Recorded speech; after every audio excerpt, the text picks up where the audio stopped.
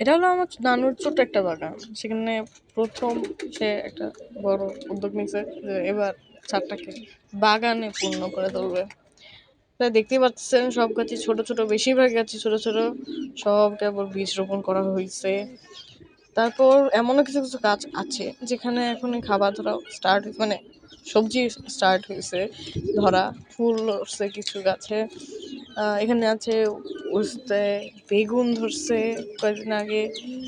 Already বেগুন এখানে আমরা অনেকগুলো খাইছিও অ্যান্ড ইট টেস্ট অ্যামেজিং।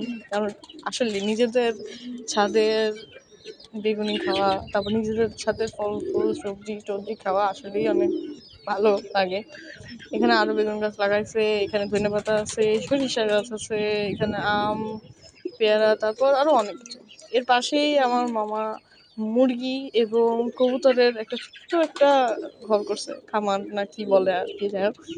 পরের আরেকটা ভিডিওতে যদি আপনারা চান তাহলে আমি মুরগি কবুতর এগুলো দেখাবো, আর এই বিষয় নিয়ে আমরা আরেকটা ভিডিও করব। ততদিনের জন্য আল্লাহ হাফেজ। আর আমার ভিডিওটা লাইক কমেন্ট এন্ড শেয়ার আর আমাকে ফলো দিতে ভুলবেন না।